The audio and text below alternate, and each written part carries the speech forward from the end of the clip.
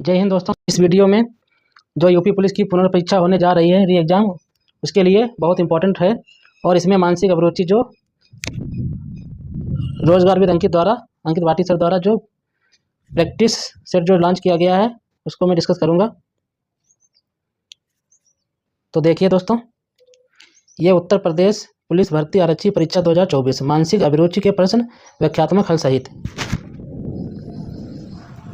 ये जो दोस्तों है उत्तर प्रदेश पुलिस कांस्टेबल भर्ती परीक्षा का आयोजन जो 17-18 फरवरी 2024 को कुल 4 पालियों में किया गया था। बाद में कुछ कारणों से इसे निरस्त किया गया था। इस परीक्षा की सभी पालियों में कुल 52 प्रश्न मानसिक अभिरुचि से पूछे गए।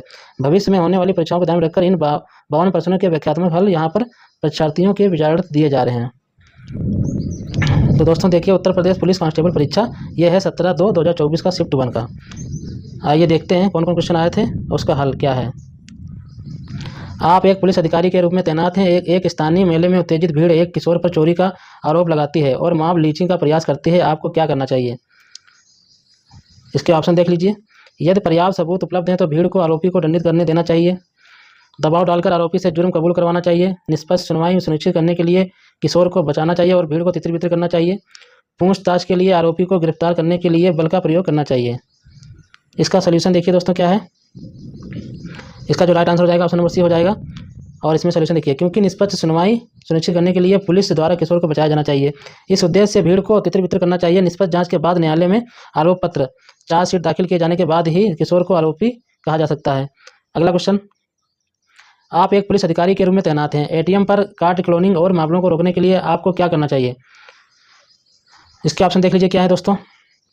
कार्य प्रणाली को समझने के लिए कार्ड क्लोनिंग मशीन प्रोटोटाइप खरीदने चाहिए। ऑप्शन नंबर बी, संदिग्ध सहयोगियों की पहचान करने के लिए सभी एटीएम को एक पर्यवेक्षक रखना चाहिए।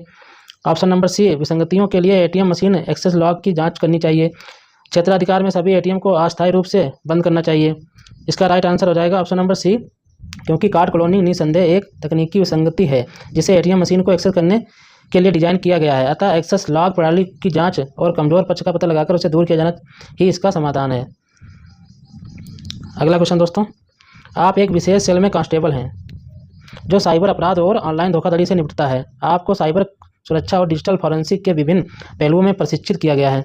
हालांकि कर्मचारियों की कमी के कारण आपको एक गश्त ड्यूटी सौंपी जाती है जहां आपको सड़कों पर गश्त करनी होती है और आपातकालीन कालों का जवाब देना होता है। आपको लगता है कि यह एक हुबहू और नीरस कार्य है जो आपकी विशेषता के अनुरूप नहीं है, तो आपको क्या करना चाहिए? इसका ऑप्शन देख लीजिए दोस्तों। गश्त ड्यूटी उत्साहपूर्वक करनी चाहिए और अन्य गश्ती अधिकारियों के अनुभव से सीखना चाहिए। गश्त ड्यूटी करनी चाहिए लेकिन लगातार छुट्टी लेने के अवसर की तलाश में रहना चाहिए, ये भी गलत हो जाएगा। गश्त ड्यूटी अनिच्छा से करनी चाहिए और इसकी शिकायत अपने वरिष्ठ अधिकारियों की सहकर्मियों से करनी चाहिए, ये भी गलत हो जाएगा। गश्त ड्यूटी करने से इनकार करना चाहिए और साइबर सेल में रहने पर जोर देना चाहिए। आप पुलिस में ड्यूटी के लिए मना नहीं कर सकते हैं क्योंकि पुलिस में ड्यूटी जो होती है 24 घंटे के लिए होती है। तो इसलिए इसका राइट आंसर जो हो जाएगा ऑप्शन नंबर ए हो जाएगा। इसका सोल्यूशन देख लीजिए, क्योंकि बतौर पुलिसकर्मी अनुशासन और वरिष्ठों के निर्देशों का पालन करना आपका वह पेशेवर व्यवहार है जिसकी न केवल आपसे अपेक्षा की जाती है वरन ट्रेनिंग के दौरान आपको सिखाया भी जाता है। अतः पूरे उत्साह और मनोयोग से सीखने की प्रवृत्ति के साथ इस दायित्व का निर्वहन सही व्यवहार है। क्योंकि ट्रेनिंग में हम लोगों को सिखाया जाता है कि आपको अनुशासन में ही रहना है और उच्च अधिकारियों की बात माननी पड़ती है। क्योंकि 24 घंटा ड्यूटी होती है इसलिए आप ड्यूटी के लिए कहीं मना नहीं कर सकते हैं, इसलिए इसका राइट आंसर ए हो जाएगा। अगला क्वेश्चन दोस्तों, पीड़िता से बलात्कार के फॉरेंसिक साक्ष्य की जांच करते समय आपको क्या करना चाहिए? जो पीड़ित है उसके बलात्कार के फॉरेंसिक साक्ष्य की जो जांच करेंगे उसके लिए आपको क्या करना चाहिए? ऑप्शन नंबर ए, प्रत्यक्ष भागीदारी के बिना अनुभवी महिला निरीक्षक को स्थानांतरित करना चाहिए। बिना किसी महिला पुलिस की उपस्थिति के बेरहमी से मेडिकल रजिस्टर पर ध्यान केंद्रित करना चाहिए। विश्वास कायम करने के लिए सादे कपड़ों में पीड़िता का व्यक्तिगत रूप से साक्षात्कार करना चाहिए। ऑप्शन नंबर डी, छद्म नाम का उपयोग करके एफआईआर के साथ दस्तावेजीकरण पूर्ण करना चाहिए। इसका राइट आंसर हो जाएगा दोस्तों ए। इसका विश्लेषण देखिए दोस्तों, क्योंकि बलात्कार जैसे मानसिक उत्पीड़न के बाद पीड़ितों को बहुत संवेदनपूर्ण व्यवहार की आवश्यकता होगी, अतः अनुभवी महिला निरीक्षक इस मामले को अपेक्षाकृत अधिक कुशलता से संभाल पाएगी, ऐसी आशा की जा सकती है। अगला क्वेश्चन दोस्तों, क्वेश्चन नंबर 5, एक पुलिस अधिकारी के रूप में आपको एक जिले के एक पुलिस स्टेशन में नियुक्त किया जाता है। निम्नलिखित में से कौन सा उस अधिकारी का नाम है जो पुलिस स्टेशन का प्रभारी है?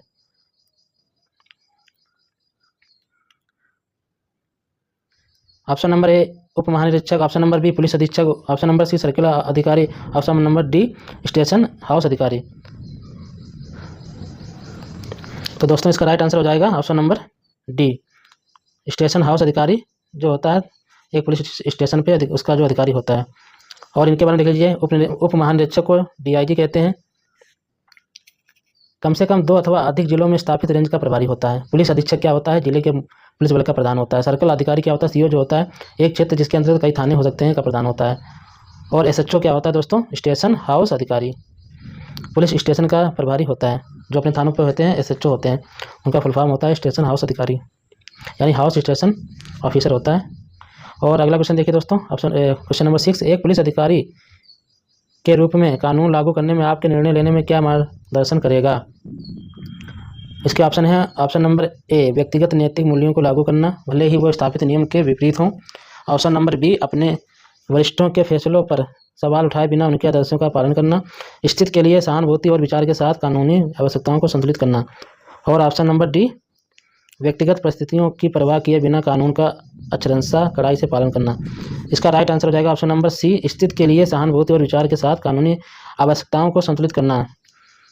सोल्यूशन देखिए इसका, क्योंकि एक अच्छा कानून वही माना जाता है जिसकी स्वीकार्यता है, जिसके विषय में जन समुदाय बिना किसी भेदभाव के शिकायत के अपनी परिस्थिति के लिए कानून की उपयोगिता के विषय में एक समान अनुभूति रख सकें। इस प्रकार कानून की आवश्यकता और जनता की स्वीकार्यता का संतुलन ही उसे स्थायित्व प्रदान करता है। अगला क्वेश्चन दोस्तों, राष्ट्रव्यापी आतंकी अभियान के चरम चरण में आपको पता चलता है कि आपके एकमात्र अभिभावक दुर्बलता स्ट्रोक से पीड़ित हुए हैं, तो आपको क्या करना चाहिए। ऑप्शन नंबर ए, अभिभावक को संभालने की भाई बहनों से अपेक्षा करते हुए एक ही तरफ ध्यान केंद्रित करना चाहिए। ऑप्शन नंबर बी देखिए दोस्तों,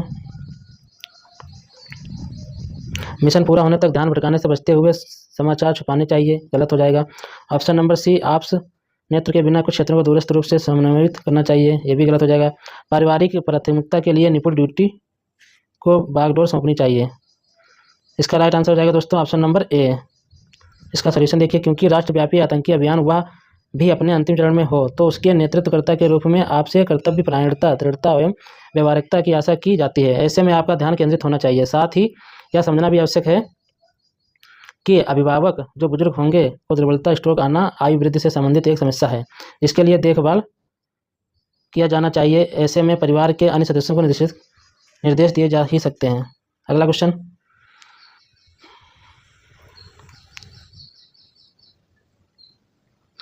क्वेश्चन नंबर 8, एक पुलिस अधिकारी के रूप में कुछ धार्मिक रीति रिवाज पूजा स्थलों में महिलाओं के प्रवेश पर सर्वोच्च न्यायालय के निर्देशों का उल्लंघन करते हैं, आपको क्या करना चाहिए। ऑप्शन नंबर ए, आध्यात्मिक प्रमुखों की सहायता का लाभ उठाते हुए राय देने वाले नेताओं को संवेदनशील बनाना चाहिए। ऑप्शन नंबर बी, छुट्टियां लेकर इस स्थिति से बचना चाहिए। ऑप्शन नंबर सी, अदालती फैसलों को बरकरार रखते हुए इन रीति रिवाजों के खिलाफ सार्वजनिक रूप से आरोप लगाने की धमकी देनी चाहिए। यदि आवश्यक हो तो विरोधी समूह को हटाकर निर्देश लागू करना चाहिए। इसका राइट आंसर हो जाएगा ऑप्शन नंबर डी, क्योंकि बतौर पुलिस अधिकारी सर्वोच्च न्यायालय के निर्देशों का पालन करवाना ही आपका उपरोक्त परिस्थिति में सर्व प्रमुख कार्य है। अतः यदि आवश्यकता पड़े तो विरोधी समूह पर सख्ती भी की जा सकती है। अगला क्वेश्चन, क्वेश्चन नंबर 9, आप एक जांच अधिकारी हैं। आप एक वीआईपी की हत्या के मामले में मुख्य आरोपी साक्ष्यों में हेरफेर करने और दोष मुक्ति सुनिश्चित करने हेतु न्यायाधीशों को प्रभावित करने के लिए भारी रिश्वत की पेशकश कर रहा है, आपको क्या करना चाहिए। ऑप्शन नंबर ए, अपने स्वतंत्र पेशेवर निर्णय के अनुसार जांच करने से बचना चाहिए, ये तो गलत हो जाएगा दोस्तों, ऐसा नहीं कर सकते आप। और ऑप्शन नंबर बी, सहमत होने का दिखावा करना चाहिए लेकिन कमजोर ढंग से गढ़े गए फर्जी साक्ष्य प्रस्तुत करने चाहिए, ये भी गलत हो जाएगा। ऑप्शन नंबर सी, अभ्रष्ट रहना चाहिए और अदालत में तथ्यों को पारदर्शिता से पेश करना चाहिए। ऑप्शन नंबर डी, औपचारिकता दिखानी चाहिए लेकिन गुप्त रूप से आरोपी के खिलाफ सबूत एकत्र करने चाहिए। इसका राइट आंसर दोस्तों हो जाएगा सी। इसका सॉल्यूशन देखिए, क्योंकि जांच अधिकारी को अभ्रष्ट रहना चाहिए और अदालत में तथ्यों को पारदर्शी तरीके से पेश करके न्यायिक प्रक्रिया को सुचारू रूप से चलने देना चाहिए। अगला क्वेश्चन दोस्तों, एक पुलिस अधिकारी के रूप में आप देखते हैं कि कुछ धार्मिक अल्पसंख्यकों को पड़ोस में प्रवेश से वंचित किया जा रहा है, आपको क्या करना चाहिए। अल्पसंख्यक समुदाय के अधिकारियों को तैनात करके विविधता लागू करनी चाहिए। ऑप्शन नंबर बी, तनाव को कम करने के लिए बहुधर्मी सामुदायिक संवाद आयोजित करने का चाहिए। ऑप्शन नंबर सी, शिकायतों को राज्य की अल्पसंख्यक कल्याण योजनाओं को संदर्भित करना चाहिए। ऑप्शन नंबर डी, कानूनों का उल्लंघन करने वाली हाउसिंग सोसाइटियों को अवरोध करके उन पर मुकदमा चलाना चाहिए। इसका राइट आंसर हो जाएगा ऑप्शन नंबर बी, क्योंकि ऐसी परिस्थिति हेतु विवाद समाधान संवाद ही श्रेष्ठ विकल्प रहेगा ताकि दोनों पक्षों के मध्य दीर्घकालिक और सहमत परक समाधान निकले। क्वेश्चन नंबर 11, दंगा प्रभावित बहुधार्मिक इलाके में पुलिस प्रमुख के रूप में तो आपको क्या करना चाहिए। संवाद के माध्यम से समूह में सामंजस्य स्थापित करने के लिए बड़ों को शामिल करना चाहिए। ऑप्शन नंबर बी, सामुदायिक सीमाएं लांघने वाले उपद्रवियों को सख्त कार्रवाई करनी चाहिए। समाधान के लिए नगरपालिका अधिकारियों के साथ चिंताओं को प्रस्तुत करना चाहिए। ऑप्शन नंबर डी, तनाव कम होने तक अनिश्चितकालीन कर्फ्यू लगाना चाहिए। इसका राइट आंसर हो जाएगा दोस्तों ऑप्शन नंबर बी, क्योंकि पुलिस प्रमुख को सामुदायिक सीमा लांघने वालों को पर सख्त कार्रवाई करनी चाहिए। क्वेश्चन नंबर 12, आप एक पुलिस अधिकारी के रूप में तैनात हैं। आपको आगामी स्थानीय निकाय चुनाव को हिंसक रूप से बाधित करने की तैयारी की विश्वसनीय जानकारी प्राप्त होती है, तो आप क्या करेंगे? ऑप्शन नंबर ए, राजनीतिक अभियान कार्यक्रमों पर प्रतिबंध लगाना चाहिए और सभा को प्रतिबंधित करना चाहिए। ऑप्शन नंबर बी, संवेदनशील क्षेत्रों में सहायक पुलिस संवर्धन जुटाना चाहिए। ऑप्शन नंबर सी, तोड़फोड़ से बचने के लिए निवारक नज़रबंदी की कार्रवाई करनी चाहिए। ऑप्शन नंबर डी, चुनावी प्रक्रिया को स्थगित करने की सिफारिश करनी चाहिए। इसका राइट आंसर दोस्तों हो जाएगा ऑप्शन नंबर सी, क्योंकि विश्वसनीय जानकारी के आधार पर निवारक नज़रबंदी की कार्रवाई की जानी चाहिए ताकि तोड़फोड़ से बचा जा सके। इस तरह की परिस्थितियों में होने वाली संभावित क्षति अथवा कानून के उल्लंघन आदि से रक्षार्थ ही निवारक नज़रबंदी की कार्रवाई आवश्यकता पड़ने पर पुलिस द्वारा की जा सकती है। अगर दोस्तों वीडियो अच्छा लग रहा हो तो वीडियो को लाइक करें, अपने दोस्तों के साथ जरूर शेयर कर दें। और इससे आपको 4-5 क्वेश्चन देखने को मिलेंगे यूपी पुलिस में जो मानसिक योग्यता से क्वेश्चन आते हैं। और अगर इसकी PDF चाहिए हो तो मुझे टेलीग्राम पे मैसेज करें।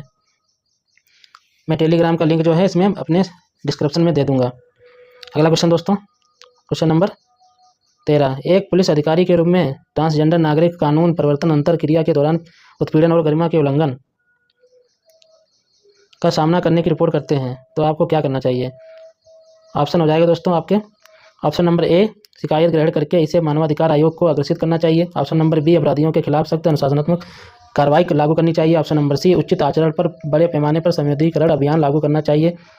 ऑप्शन नंबर डी, सहभागिता के लिए लिंग अधिकार समुदाय स्वयंसेवकों की प्रतिनियुक्ति करनी चाहिए। इसका राइट आंसर दोस्तों हो जाएगा ऑप्शन नंबर बी, क्योंकि एक पुलिस अधिकारी के रूप में आपको अपराधियों के खिलाफ सख्त अनुशासनात्मक कार्रवाई लागू करनी चाहिए, क्योंकि पुलिस का प्राथमिक कार्य जनता की शिकायतों पर त्वरित संज्ञान लेना होता है।